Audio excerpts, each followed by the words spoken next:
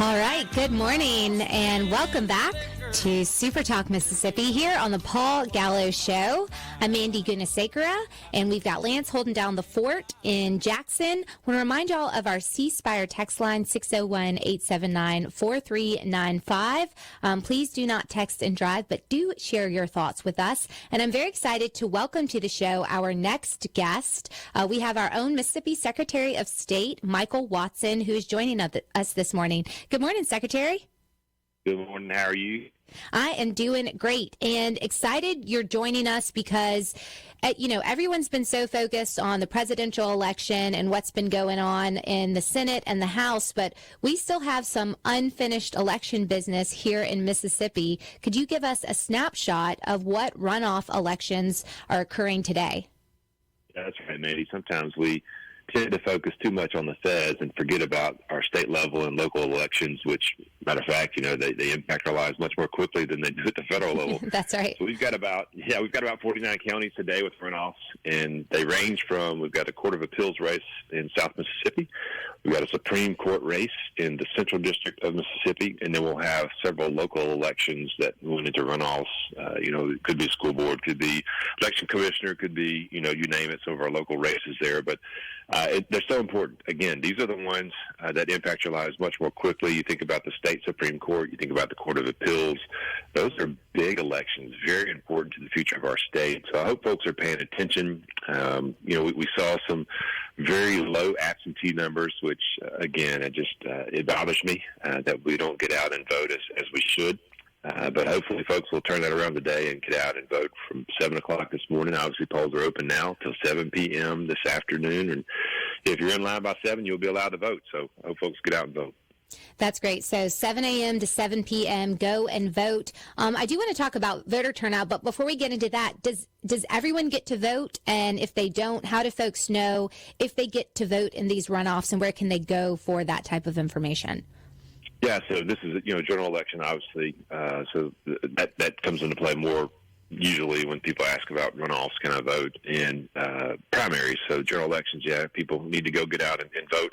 You can go to My Election Day. It's a little tool on our website, Secretary of State's website, and it'll tell you, you put in your address, it'll populate, and it'll pop up. So you click on your address, and then it'll give you that sample ballot, so you can go see, look, who's even on my ballot today? Should I go vote? Which hopefully you will.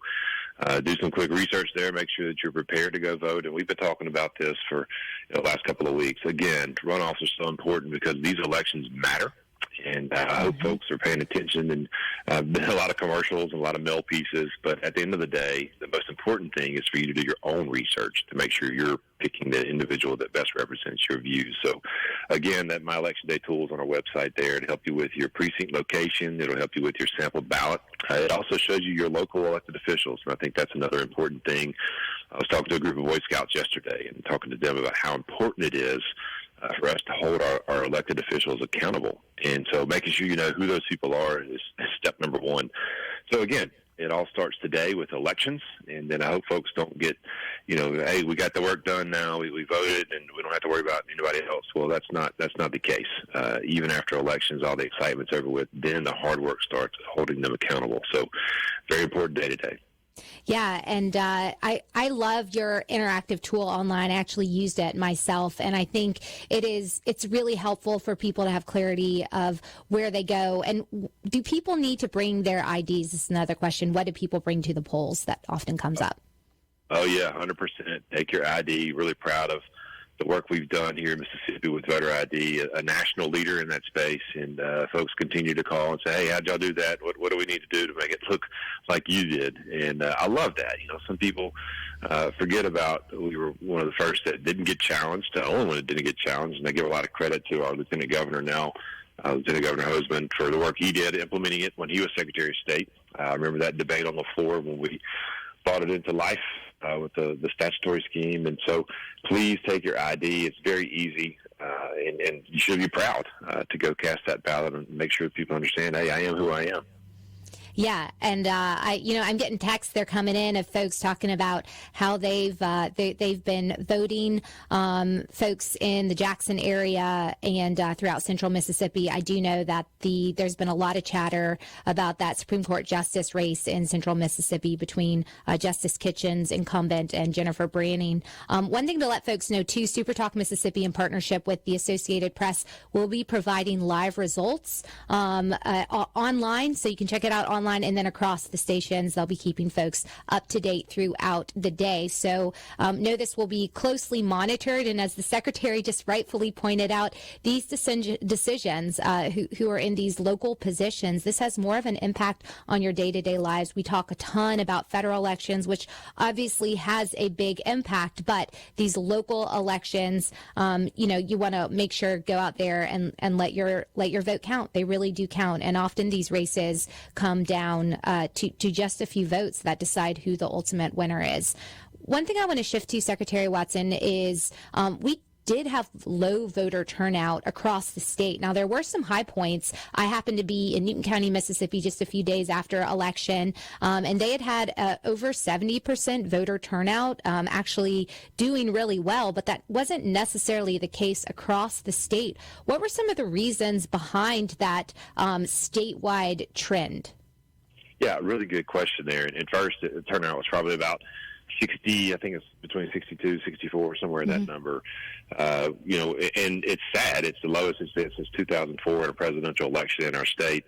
And it just leaves you kind of scratching your head. And like you said, though, the interesting thing was, perfect example with absentee. We had a number of counties that blew past their numbers from 2020 election. On election day, we had a number of counties call and say, gosh, lines are, out in the streets. And then we had counties that said, well, we didn't really see that, and we didn't see the absentee turnout. So it was quite interesting to kind of look at that map around the state to see where the numbers were generated the highest and where they were the lowest. And so you start to look overall, and again, the thing I point to first typically is folks are just tired of the toxicity of politics, and they tend to kind of turn it off.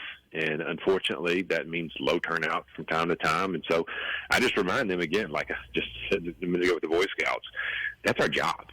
Our job is to go vote and hold those folks accountable. And if you think, you know what, the country or the state's not heading in the right direction, or my city or my county, then that's when you're supposed to go to the polls and say, you know what, we're going in a different direction. And I think that's so important that we don't forget that is our opportunity to hold our elected officials accountable.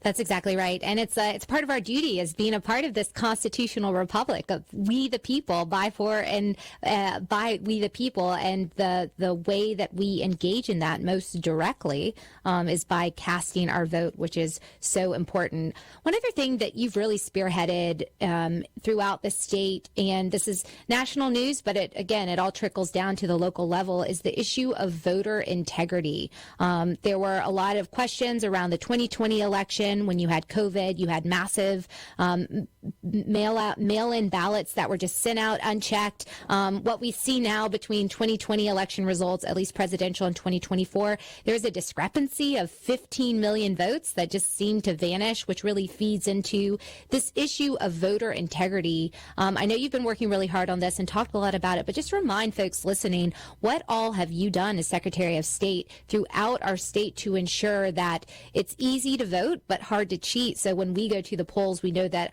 our vote is being counted and matters?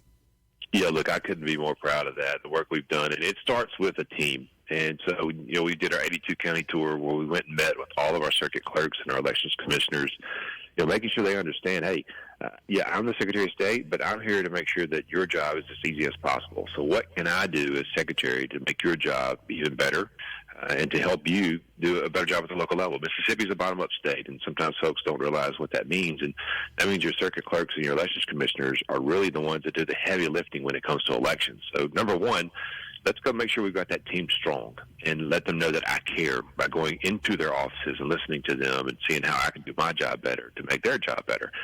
Number two was working with the legislature, and we did from making sure that only United States citizens are voting in our elections, to making sure we have paper verifiable trails, making sure we have post-election audits.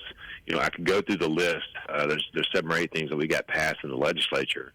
But it all comes back to our electors, our citizens of our state, understanding, we've got good laws in place to protect the integrity of the process.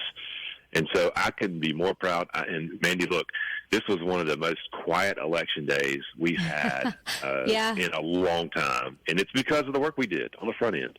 Yeah, that's an investment in infrastructure and people truly pays off. A testament to your leadership and your attention to this really important issue across the state. Well, Secretary Watson, thank you so much for joining us. We really appreciate your time this morning.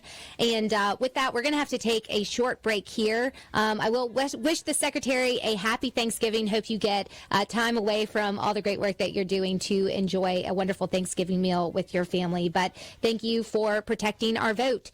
For our listeners, y'all stay tuned. We've got to take a quick break, but we've got so much more national news, local news coming up after the break.